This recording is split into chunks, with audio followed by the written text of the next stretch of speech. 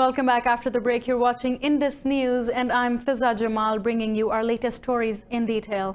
We start from Pakistan, whose Prime Minister Imran Khan has said Pakistan will go to any extent to support the Kashmir cause. He said while addressing the nation that India's actions have internationalized the Kashmir issue. Occupied Kashmir has been under a crushing curfew since New Delhi unilaterally revoked its special status on August the 5th. More in this report. Since August the 5th, Pakistan's government and people have reiterated unequivocal support for Kashmiris living under occupation since 1947. Islamabad has apprised all major world capitals and organizations about illegal Indian actions in occupied Kashmir. It also briefed the world about the deteriorating situation of human rights in the occupied valley. There is a severe shortage of food and medicine in Indian occupied Kashmir. Indian actions in occupied Kashmir have drawn criticism the world over. New Delhi has also imposed a complete communications blackout in the valley with little information coming out. Pakistan has also warned the world against a possible genocide of Kashmir on the pretext of security operations to change the demographics in the occupied region. In his address, Prime Minister Imran Khan said the Modi government has violated India's own constitution by revoking occupied Kashmir's special status. On August 5th, India annexed occupied Kashmir by deploying extra forces in the region. By doing so, they not only contravened UN Security Council resolutions, but also violated the Indian Constitution and went against the verdicts of the Indian Supreme and High Courts. The Modi government also broke the promises made by India's founding fathers. The Prime Minister said Narendra Modi has made a historic blunder by revoking Article 370 of the Indian Constitution. Narendra Modi has committed a very grave mistake and I want to tell you about that. And I think and time will prove that this mistake is a blessing in disguise for Kashmiris, as it will make it easier for them to get freedom. They made a mistake out of their own arrogance. Prime Minister Khan said the entire world is criticizing New Delhi for its repressive moves. Pakistan has immediately made the situation in Kashmir an international issue. We talked to the heads of states of various countries, briefed the overseas Pakistanis and human rights organizations about the situation. They demonstrated against India in world capitals. The UN Security Council summoned its meeting on Kashmir for the first time after 1965. Khan announced a nationwide protest in solidarity with Kashmiris this Friday. The Prime Minister said he will brief the whole world about Kashmir during his address to the United Nations next month. Meanwhile, US President Donald Trump has once again offered to mediate between Pakistan and India on the Kashmir issue. Talking to reporters after meeting India's Prime Minister Narendra Modi on the G7 summit sidelines, Trump said that he is still here to play his role in resolving the dispute. Trump says Modi has told him the situation in occupied Kashmir is under control. Responding to a question, the Indian Prime Minister said that Kashmir is a bilateral dispute between India and Pakistan. Modi's statement comes amid a crushing curfew imposed by India in occupied Kashmir after stripping the disputed state of its special status on August the 5th. And Amnesty International says New Delhi must immediately release all detained politicians in occupied Kashmir. The valley has been under a crushing Indian curfew and communication blackout for 22 days now. In a statement, Amnesty has asked Prime Minister Modi to end the deliberate silencing of voices in occupied Kashmir. It says the indefinite clampdown in the valley could further harm Kashmiris' lives. Amnesty has also said the media blackout in occupied Kashmir puts journalists at risk of being arrested on politically motivated charges. And India has removed the flag of occupied Kashmir from its civil secretariat in Srinagar as part of its illegal revocation of the disputed state's special status. This comes as the curfew in Indian occupied Kashmir entered its 22nd day amid a continuing communication blackout. Under Article 370 of India's constitution, occupied Kashmir had its own flag hoisted alongside the Indian flag since 1952. Indian media reports said the Kashmir flag will be phased out from all government buildings in occupied Kashmir by 31st October. And we also see a split has emerged in the Indian media after the National Press Council expressed support for the government's gagging of journalists in occupied Kashmir. This comes after the council intervened against a Supreme Court petition filed by the Kashmir Times. The petition seeks an end to restrictions on press freedom in the occupied valley. The Press Council of India claimed the government-imposed blackout is in India's interest, but the Press Association President Jai Shankar Gupta called the intervention arbitrary. In a statement, he said, "The Press Council is not one person but an entire institution, and it cannot become a tool of the government." In an editorial, the Hindu newspaper said the council must act in the interest of a free media and not kowtow to the Modi administration. Meanwhile, Congress leader Rahul Gandhi has said the media in occupied Kashmir is facing brute force from the BJP government. French President Emmanuel Macron says the G7 nations have agreed to release $22 million to fight raging fires in the Amazon rainforest. The worsening crisis has fueled a row between Brazilian President Jair Bolsonaro and his French counterpart Macron. The G7 group has also agreed to support a medium-term reforestation plan, which will be unveiled at the United Nations next month. Many world leaders have criticized Brazilian President Bolsonaro's government for not doing enough to tackle the blazes. Macron is also piling pressure on Bolsonaro to do more to protect the forest. Bolsonaro has accused the French president of treating Brazil like a colony or a no man's land. UN Secretary General Antonio Guterres has also called upon G7 leaders to mobilize more resources in the future to protect the Amazon. And as the world remains focused on the disastrous fires in the Brazilian Amazon, wildfires are also wreaking havoc in neighboring Bolivia's Chiquitano dry forest. The inferno has consumed 1 million hectares of forest land already. Moving on, U.S. President Donald Trump says he wants to see a strong Iran but does not seek regime change in the country. Speaking on the sidelines of the G7 summit, Trump said he was not surprised by France's invitation to the Iranian foreign minister. He ruled out a meeting with Javad Zarif, saying it was too soon. The U.S. president blamed Iran's government for the economic suffering of its people, saying they were being forced to live in a state of deprivation.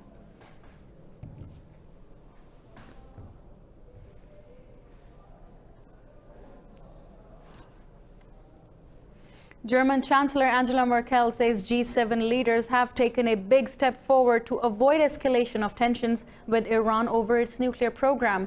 The German Chancellor said all G7 leaders agreed that Iran should not have nuclear weapons. Merkel said negotiations are the right way to achieve this goal.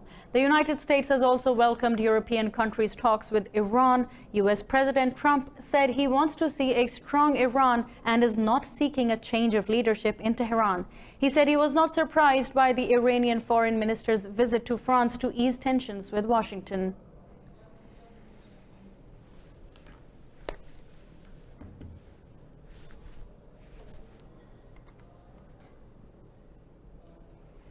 Chinese Foreign Minister Wang Yi has called for joint efforts between Beijing and Tehran to protect multilateralism and international norms. Meeting Iran's Foreign Minister Javad Zarif in Beijing, Wang said China is willing to work with Iran to defend multilateralism. In his comments, Zarif rejected foreign interference in the affairs of progressive countries, including Iran and China. This is the third time the Iranian foreign minister visited China this year. The visit comes right after Zarif's surprise appearance at the G7 summit in France.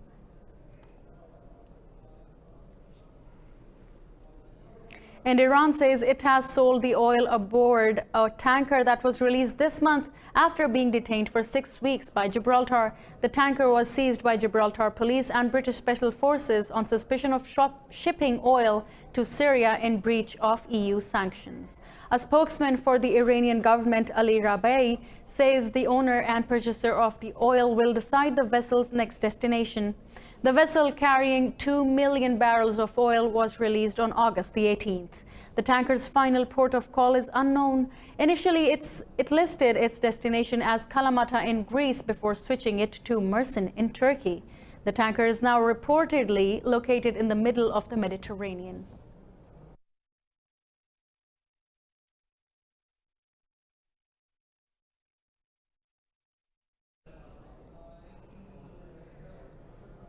Lebanon's President Michel Aoun says Israeli drone strikes in his country amount to a declaration of war. In a tweet, President Aoun said Lebanon has the right to defend itself after the attacks. The statement came as Israeli drone strikes hit a Palestinian faction's position in Lebanon's Bekaa Valley near the Syrian border. The group said there were no injuries in the attack. It said the aggression is a continuation of attacks carried out on Beirut on Saturday night. Earlier, Hezbollah leader Hassan Nasrallah said the group will do everything to prevent Israel from sending more drones to Beirut. Nasrallah said Hezbollah will shoot down Israeli drones in Lebanon's skies. He said Israeli drone attacks are one of the most dangerous developments in the region since 2006.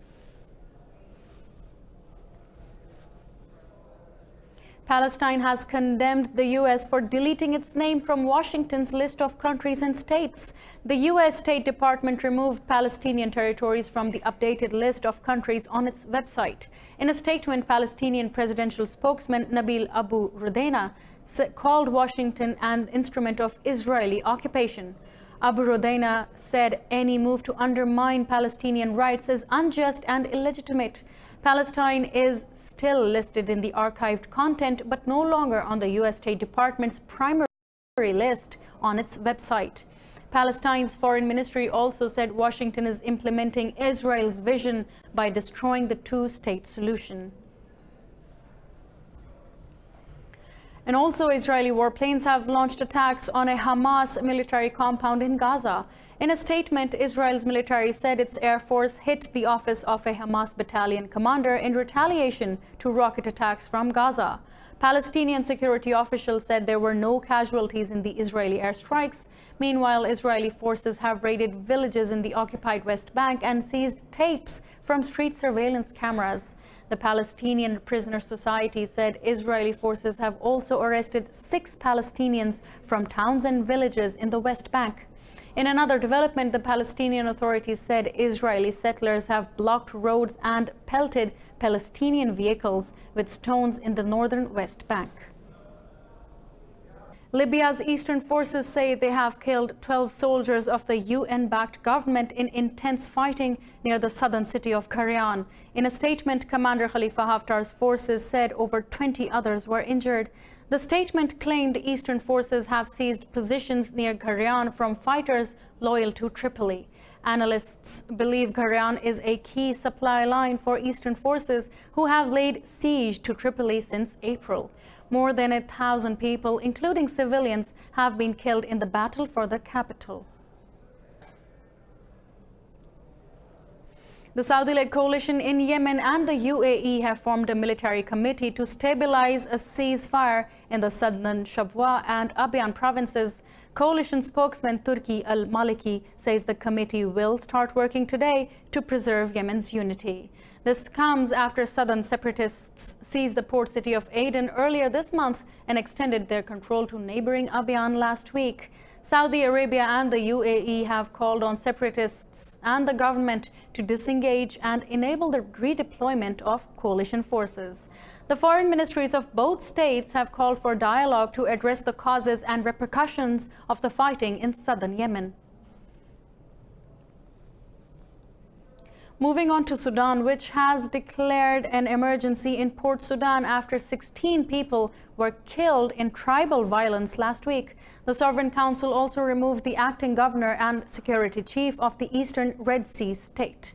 Council spokesman Brigadier Al-Tahir Abu Haja says the government has beefed up security in Port Sudan, the country's main oil export terminal. Abu Haja says the use of firearms in the tribal clashes has exposed internal and external interference.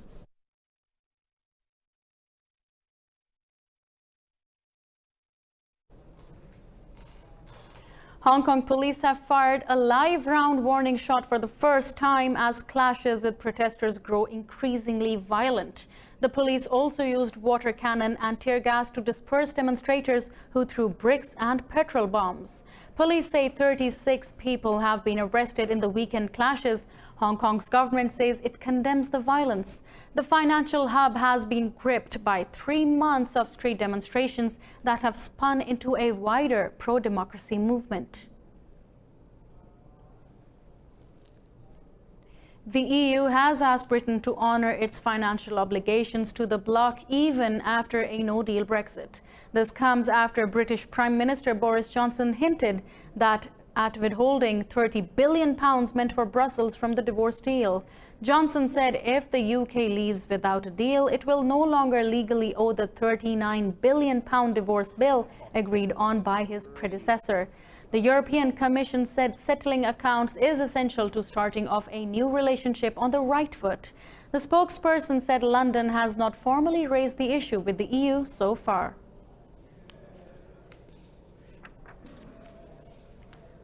Ireland has welcomed the European Union's continued support for the Irish backstop because of clause of any Brexit deal. This comes after a meeting between Britain's Prime Minister Boris Johnson and European Council President Donald Tusk at the G7 summit in Biarritz. Details here. Foreign Minister Simon Coveney lauded Tusk for setting out EU's clearly and consistent on the backstop plan. Earlier, Johnson said the odds of the UK agreeing to a Brexit deal with the EU by October 31st are improving, but described the odds as touch and go. In an interview on the sidelines of the G7 summit, the British Prime Minister said the ball is in Brussels' court. It all depends on our EU friends and partners. I think actually in the last few days that there's been a sort of dawning realization in Brussels and other European capitals that what the shape of the problem is for the UK, and I think everybody gets it by now. It's to do with that withdrawal agreement. British Prime Minister Johnson and European Council President Tusk will meet again at the UN General Assembly next month. Moving on to Russia, which says it is ready for negotiations on nuclear arms control with the US as soon as it receives a positive signal. Deputy Foreign Minister Sergei Ryabkov says Moscow has invited Washington for immediate talks. Ryabkov said the Russian Foreign Ministry is awaiting a yes from the US. Earlier, President Vladimir Putin said no time should be wasted in resuming full-format stability and security talks with Washington. This comes after the two countries terminated the Cold War-era Intermediate-Range Nuclear Forces Treaty earlier this month and began testing new missiles. The New START treaty between US and Russia is due to expire in 2021.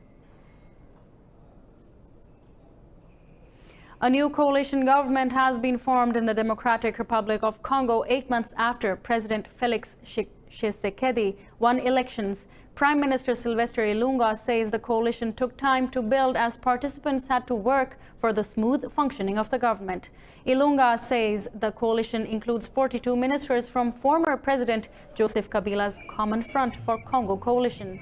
Tshisekedi beat Kabila's nominee in December's elections, but Kabila's coalition won 70% of seats in the lower house of the parliament. The president's Direction for Change party has been given 23 ministries. Prime Minister Ilunga says most of the new ministers have little or no experience of holding public office. This marks the first peaceful transition of power since the mineral-rich African nation gained independence from Belgium in 1960.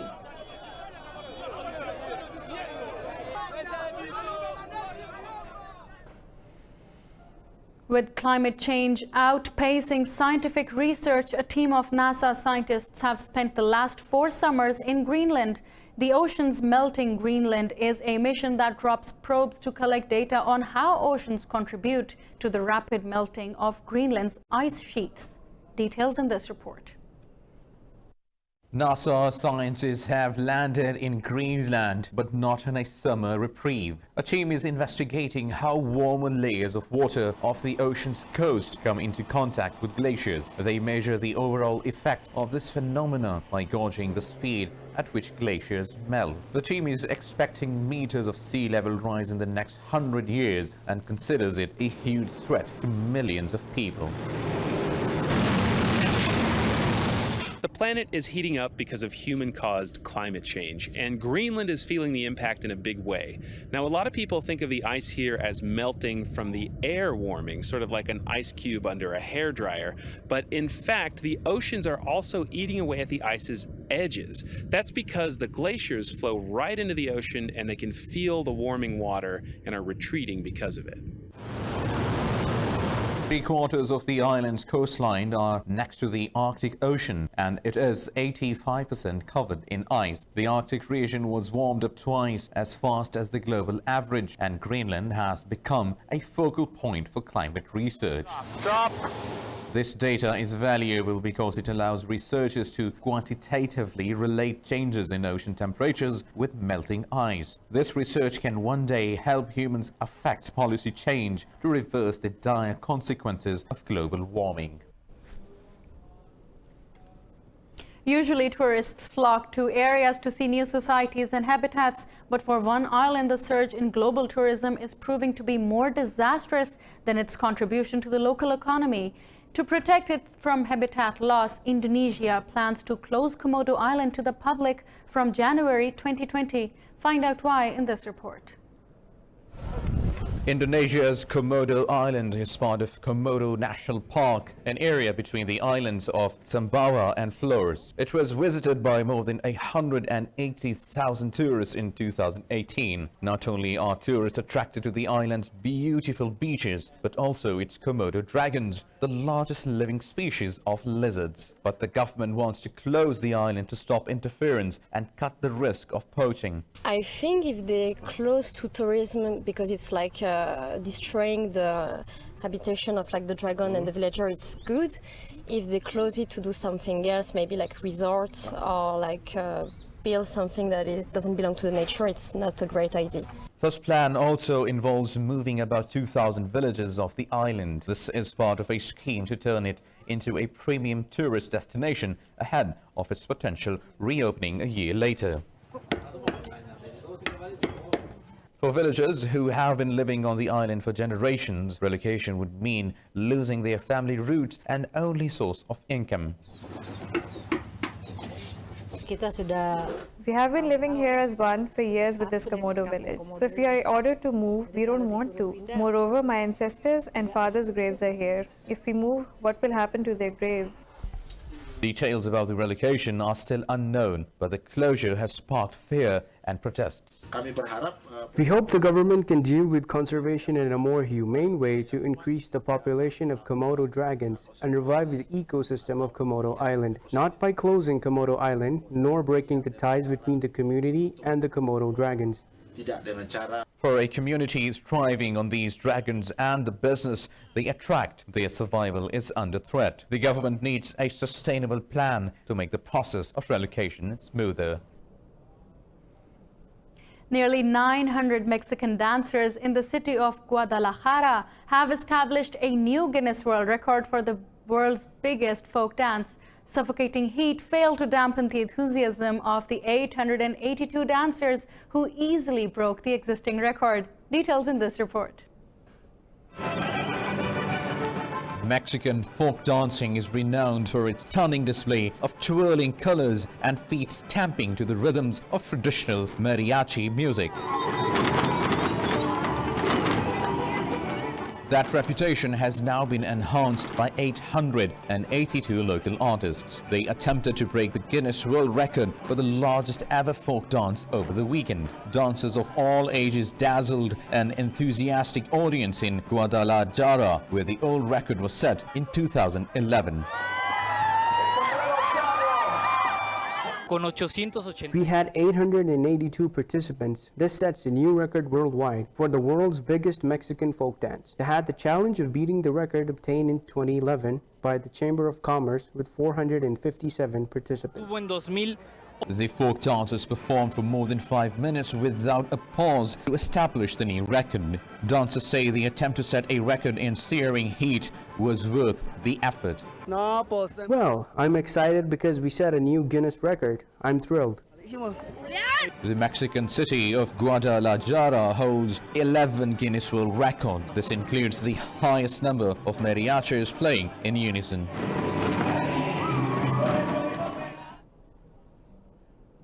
Nunu Jobi's life is focused on conservation. He spends most days tracking southern white rhino on foot while educating communities and schools on the importance of wildlife. Game rangers like Nunu are now on the front line of the war against poaching. Details here. Nunu Jobe knows the bush intimately. He was an antelope poacher in his youth and now as a ranger at the Mfolozi Park in South Africa's KwaZulu-Natal province, he is using his skills to protect wildlife, including rhino. Nunu also draws on his unique experiences to educate school children and communities living near the park about conservation issues. Most of the guests of which are like international or white people, and it's always more like in English. And so I said, it's unfair for people, local people, because they don't get a chance, like to see what is inside. At the other hand, what are we expecting from them if they don't know what a rhino is? And I was a poacher before, but now I'm a conservationist. In 2017 alone, more than 1,000 rhino were poached in South Africa, including 270 killed here in KwaZulu-Natal. This school group, the first to visit the park with Nunu, learned firsthand about the impact of poaching. My wish is to learn a lot more about them because I was never really aware of them. As a science student, I just thought I would naturally go into medicine. But from what I learned today, I saw that this isn't the only possibility. I can do wonderful things here in my community, like to conserve animals and to contribute to the economy of South Africa. Nunu now believes that conservation is his true calling, and to be closer to nature, he hung up his boots and decided to go barefoot 2 years ago. Game rangers like Nunu are on the front line of the war against poaching, often confronted with former accomplices, and they rely heavily on community conservation awareness to try and stem the tide while the continent's rhino population continues to dwindle. Everyone would love to spend a few days relaxing at a secluded island resort. I know I would. But what if you replace the sand and stone with plastic bottles? That's exactly the experience a movable seaside resort in the Ivory Coast offers. More in this report. Refreshing drinks, tasty meals, and a dip in the water are all a standard part of a beachside resort experience. What makes this resort in the Ivory Coast different that it's man-made, floating on plastic bottles. It is an artificial island that is built with waste from the lagoon, mainly plastic bottles. The artificial island is made up of about 700,000 plastic containers. The floating island has quickly become one of the biggest tourist attractions in Abidjan, the Ivory Coast's financial hub. 700,000 buoyant plastic bottles were used in its construction, along with other recycled debris.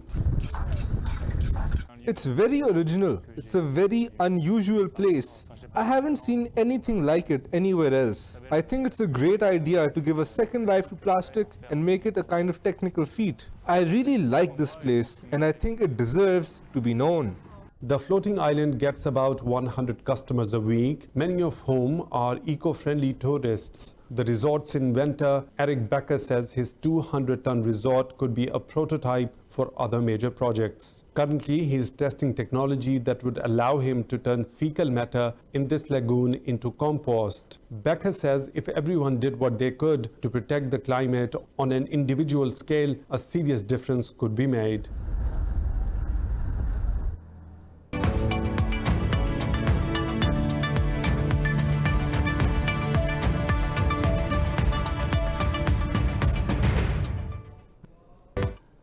Welcome back. After the break, you're watching Indus News, and I'm Fiza Jamal, bringing you, as promised, our news in business. Leaders of G7 states and other countries invited to the Biarritz summit have met to discuss digital taxation. The meeting came as France continues its push to tax global tech giants. After discussing their differences, French and US negotiators have reached a compromise agreement on France's digital tax. Under the compromise, France would repay companies the differences between a French tax and a planned mechanism being drawn up by the OECD. France earlier approved a bill aiming to tax Google, Apple, Facebook, and Amazon. The move received criticism from U.S. President Donald Trump, who threatened to tax French wines in retaliation. French President Emmanuel Macron chaired the meeting, attended by the leaders of Britain, Canada, Germany, Italy, and Japan. Representatives of the EU, South Africa, Chile, Australia, India, and the OECD also attended the meeting.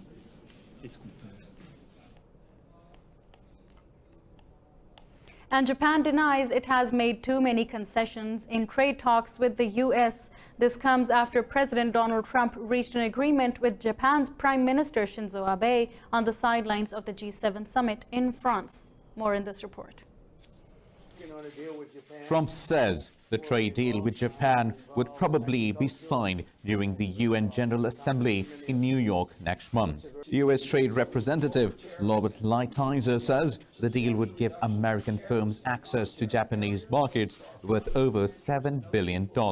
He says the deal would cover agriculture, industrial tariffs, and digital trade. Trump says Abe also agreed that Japan would buy surplus U.S. corn. But some Japanese commentators say Tokyo has made too many concessions.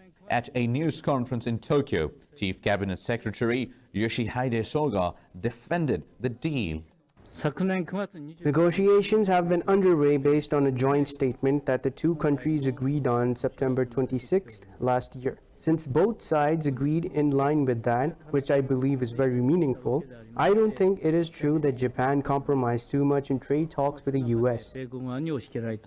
If finalized, the trade deal between Japan and the U.S. will be reached just as the trade war with China escalates.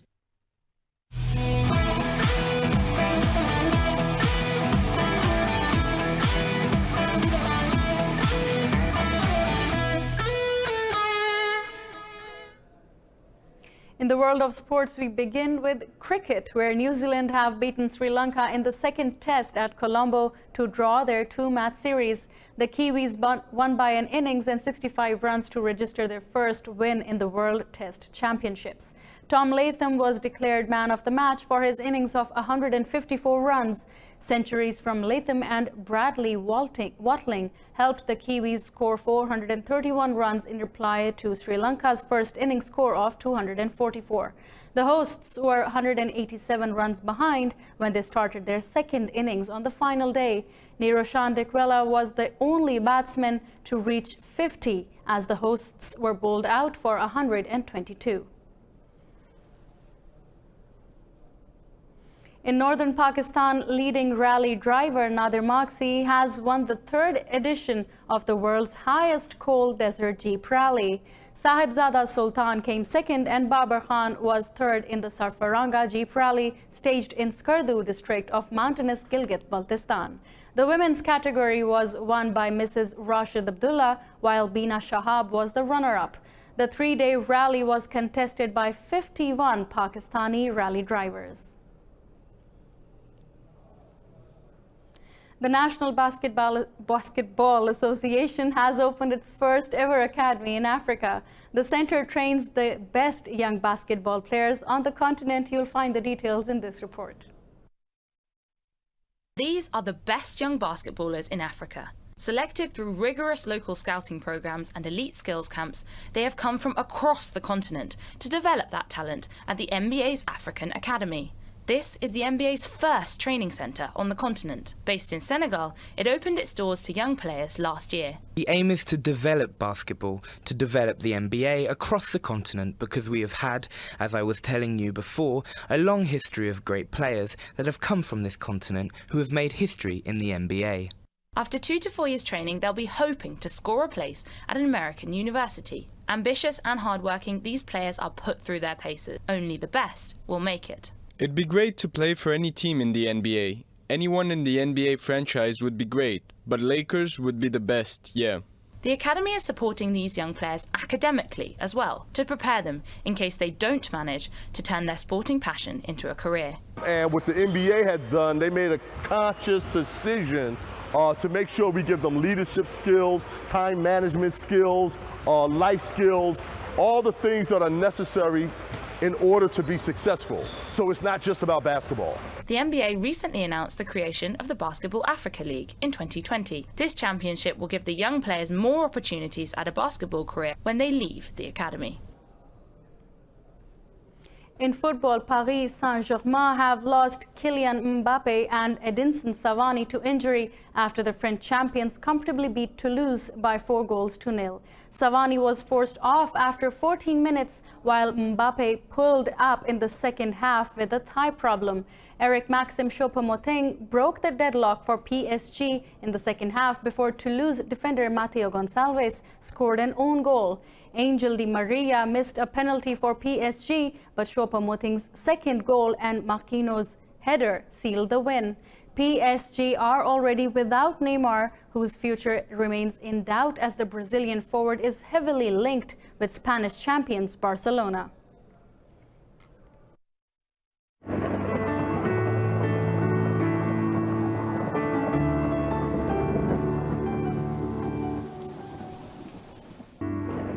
My mother told me Islamabad is breezy and beautiful, but I cannot say the same for Lahore. But let's see what the weather is looking like today where you live.